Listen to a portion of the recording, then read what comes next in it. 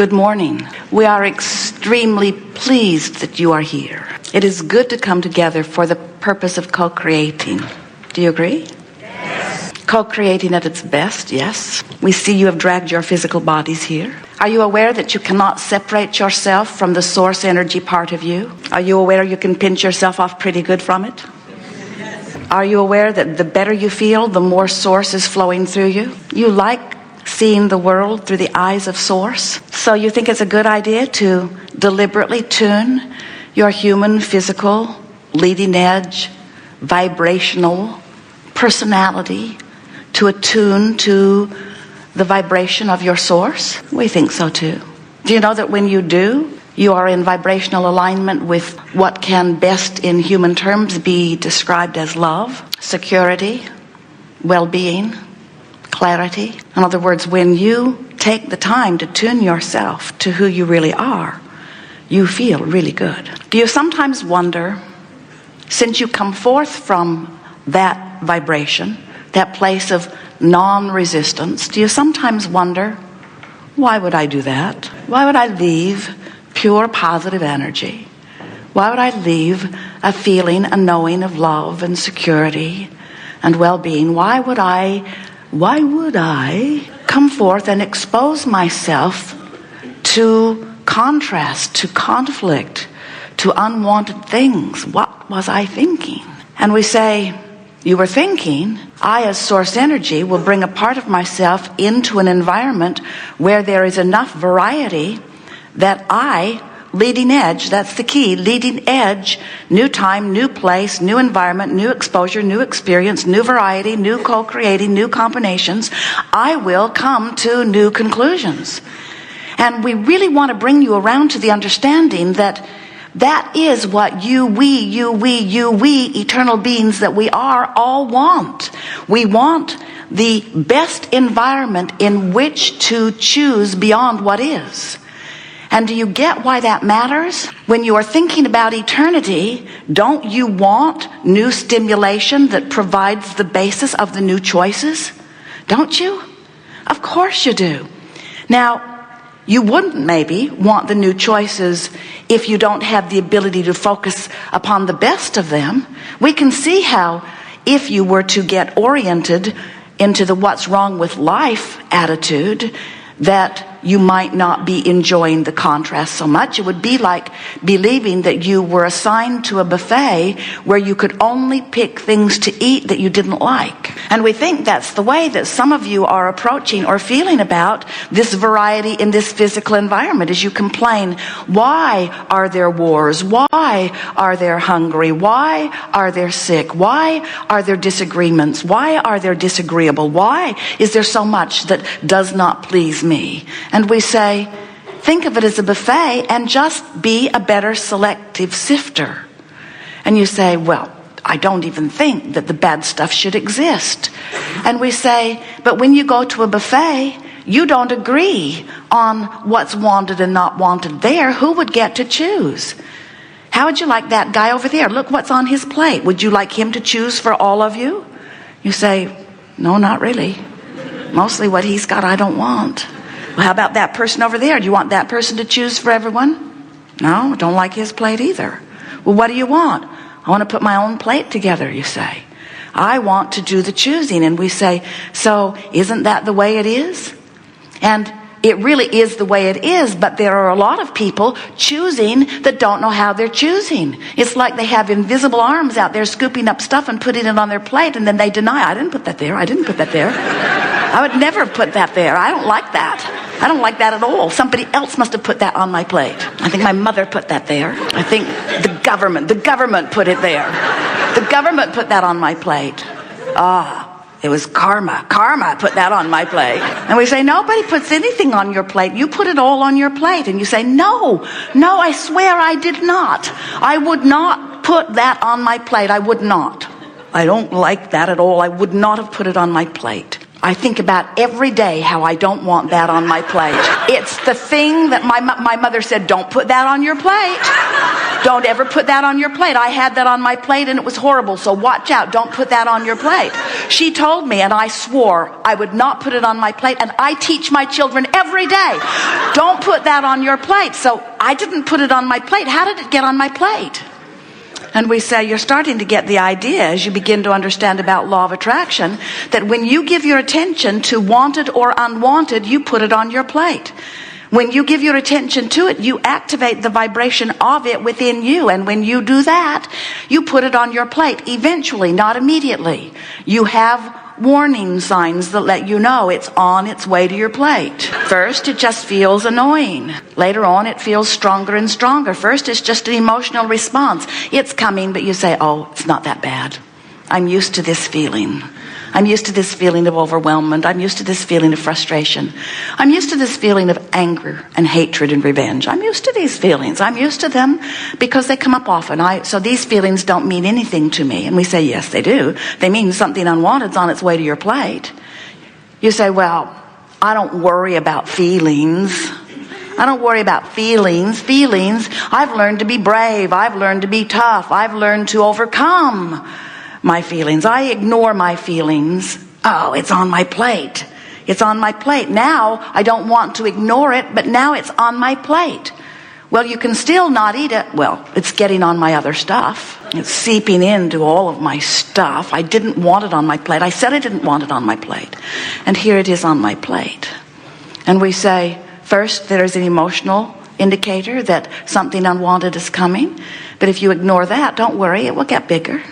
Because law of attraction does not cease to respond to vibration. If a vibration is being emanated, law of attraction is responding to it. So then, once there is emotional indication, then there is the sensation indication. In other words, it starts touching you in ways that are more apparent. And eventually, you'll have a full-blown manifestation of this thing you swore you did not want and that you would never do. And there it is, full bloom in your life experience. And then you say, we don't think this idea of contrasting life is a good one. And we say, yes, it is.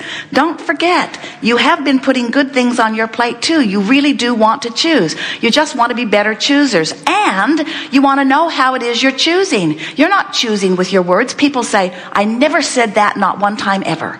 Never one time did that cross my lips. I never said, I don't want this particular kind of cancer. I don't want this particular kind of relationship. I never used those words. I never said it. And we want you to know, you don't have to put it in words because you're not putting things on your plate by the use of your words.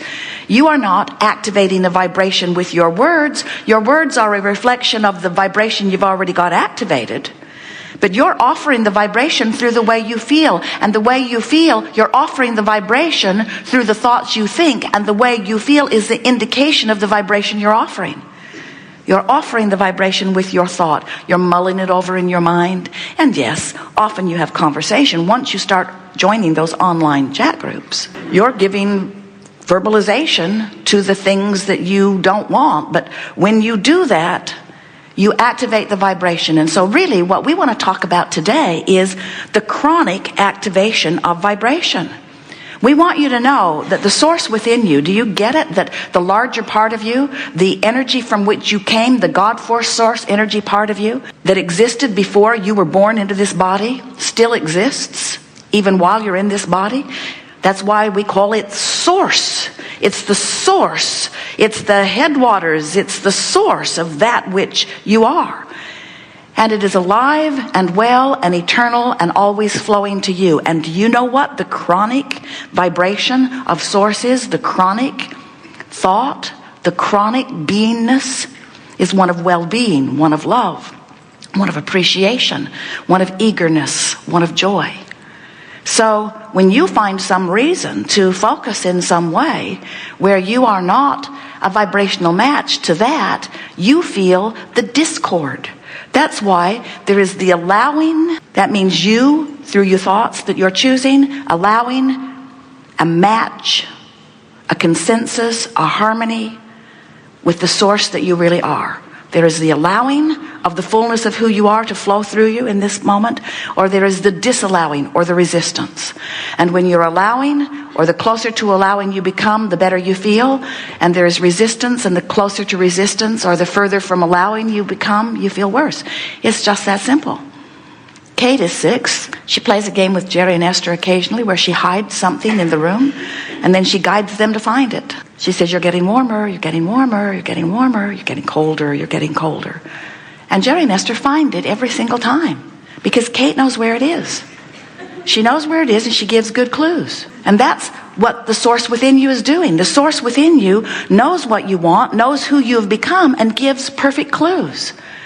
But if you're clueless, if you've become someone who endures negative emotion, who puts up with it because it's normal, who's been ornery or disappointed, who's in that sort of crabby, irritating mode, if that's who you normally are, then another bout of it in response to what you're thinking right now, you just might not be that sensitive to.